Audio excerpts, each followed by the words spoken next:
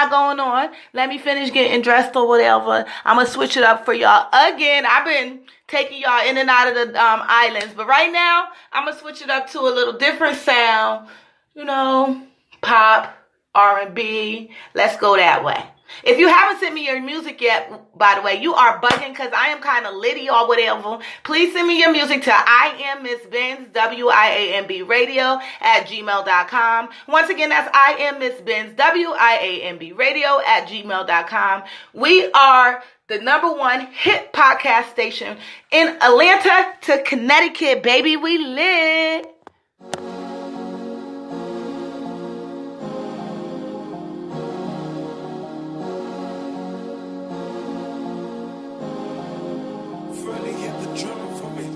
I've been stuck here like a prisoner.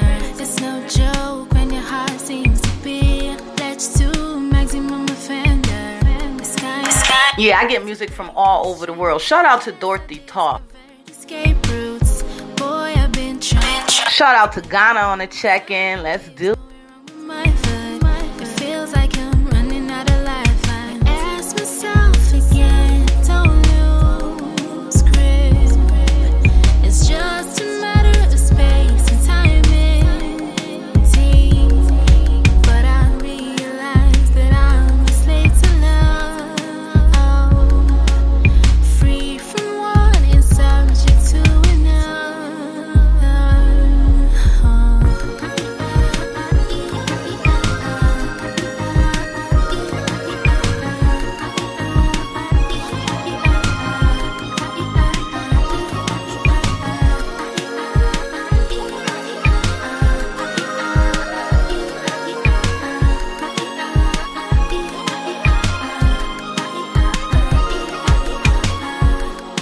You're running with me. We touch the ground where the restless started. We're lost and found. Ooh, I discovered the truth that I can't run away from you. Every time my wings will fail me, like an angel who's falling. Ask myself again, don't lose grip. It's just a matter of space and timing. But I realize that I'm a slave to love. Free from one and subject to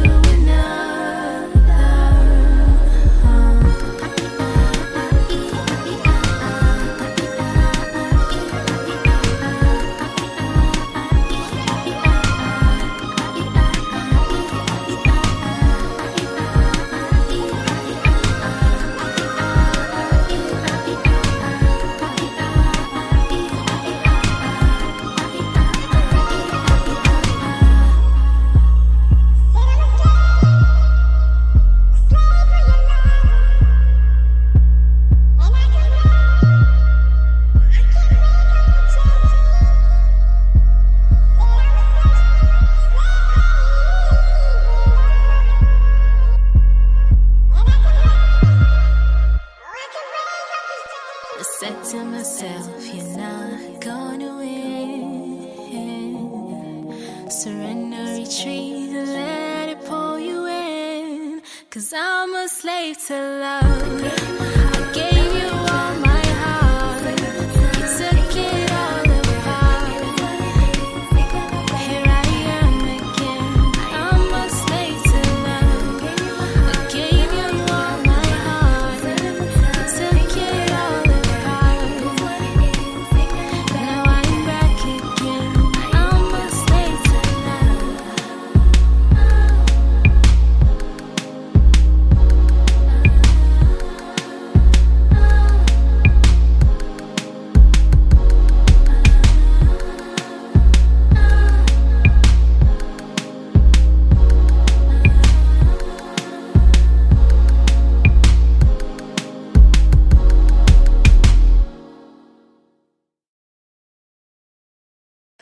That was Prisoner by Dorothy Tausch.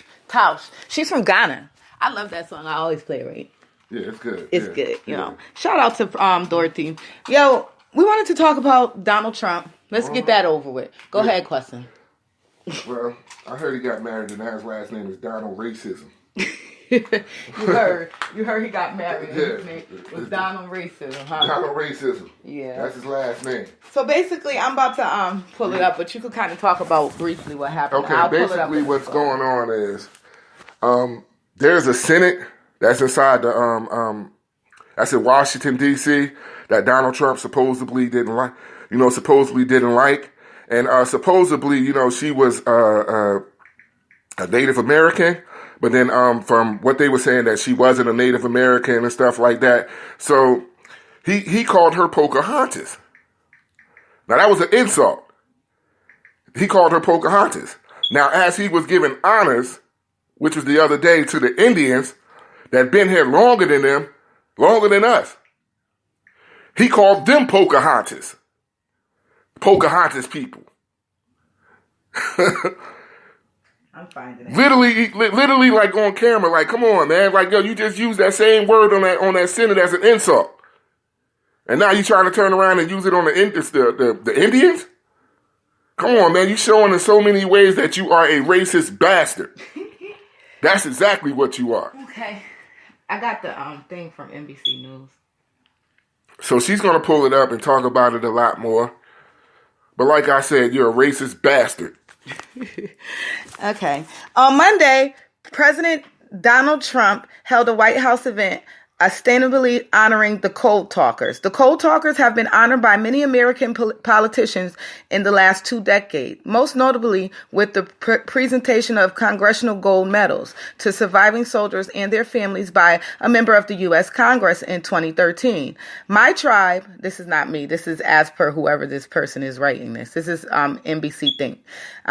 His tribe, the Whole Chunk Nation, sent a delegation, including our president, vice president, and traditional chief, and I was proud to watch the presentation online and to see the Code Talkers and their families. President Bush also previously honored the Navajo Code Talkers in 2001. President Obama greeted several after his 2012 speech to the Tribal Nations Conference. After all, Native communities have a strong appreciation for veterans and their service, and Native Americans serve in the military at the highest rate of any ethnic group in the United States. The contribution of the Code Talkers were particularly important during the World War II, but remained hidden for decades as the program, which utilized tribal languages instead of developed codes to allow troops to conduct secure communications, remained classified until 1968. Many non-Native Americans don't even know that citizens of 33 Native nations, not just the Navajo, served as Code Talkers, each using their traditional language to safely and securely transmit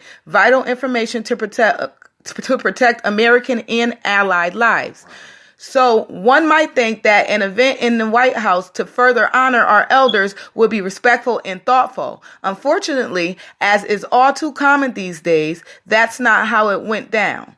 Trump disrespected the very veterans he was supposed to be honoring in the Oval Office and reduced the over 500 tribes in the United States, to a caricature. Trump disrespected, for one, after his inauguration, Trump hung a portrait of the architect of the Indian Removal Act, Andrew Jackson, in the Oval Office. Jackson's legislation resulted in the removal of thousands of Native people from their homelands, including removal of the Cherokee. This event, which became known as the Trail of Tears, resulted in 17,000 people being forcibly displaced and more 5,000 dead. If you guys tune in with me, I read about the Trail of Tears before. I talked about it before on one of my shows. So like, how dare you? That's where he tried to get that thing. It would happen on the Trail of Tears, where he tried to get them pipelands to go under. Yeah. That was around that time. Yeah, so I don't know. Anyway, the portrait of the architect of the despicable period of American history hung directly behind the podium at which the Trump and the Code Talkers stood on Monday, painfully visible to the cameras. And the insult came before the program even began. During the actual program, Peter McDonald, one of the Code Talkers, spoke about enlisting at 15 years old and being deployed to Guam and northern China. He told stories of his fellow veterans, Fleming Begay, who survived multiple battles and spent a year recovering at a naval hospital, and Thomas Begay, who was in Iowa Jima, and later enlisted in the army to serve in the Korean War. These stories mean something. They are a mark of the courage and strength of these men, as well as the other code talkers, and are an important part of America's history. In contrast, Trump's remark contained little specific information about either the men he had chosen to honor. The courageous of the code talkers are the history of our people. In fact, he boiled the entire history of the indigenous people of the United States down to, you were here before any of us were here. That's what he said to them. Yeah. Quote unquote. Yeah. He then referred to Senator Elizabeth Warren as, quote unquote, Pocahontas, a reference to her claims based on family stories and genealogical research that she had an ancestor of Native descent in the late 19th century. The veracity of her family stories became an issue in her 2012 Senate campaign against then Senator Scott Brown, and has reportedly stoked by the president and Brown. In 2016, Brown called for her to take and release the release of DNA tests. While Pocahontas' name is not a racial slur in and of itself, the use of her name to describe one of the political enemies in certainty meant to be an insult in his own easy decrypt coded language. Yeah. It wasn't insult. It makes as much logical sense as calling members of the French resistance during World War II Ludwig van Beethoven, who was neither French nor alive at the time. Wow. Warren has said that her ancestors were from Cherokee and Delaware nations, and Pocahontas, whose real name was Matokia, and who, contrary to popular mythology, was actually kidnapped by English settlers and forced into marriage with one of them as a condition of her release, was Algonquin. How you say that? It's an Indian tribe. She was Algonquin. Yeah. Algonquin. Yeah. That's a long name. Yeah. The deliberate mashing together of various Native American nations into a single fake culture represented by one widely misrepresented into historical figure is highly insulting to the historical achievements of the men with whom shared a podium. In other words, calling Warren Pocahontas isn't just an insult to her. It's an insult to the memory of Matoka, the Algonquin, Delaware, and Cherokee peoples, and to Native Americans as a whole. This is not a single group with a single history, other than shared history of oppression, death, and misrepresentation at the hands of white colonists and the American government. Probably the most telling moment in terms of Trump's absolute ignorance of the contributions of the men he's supposedly honoring was when he referenced a conversation with his chief of staff, and I quote, "I said, how good were these code talkers? What was it?" Quote unquote, recounted Trump during his speech.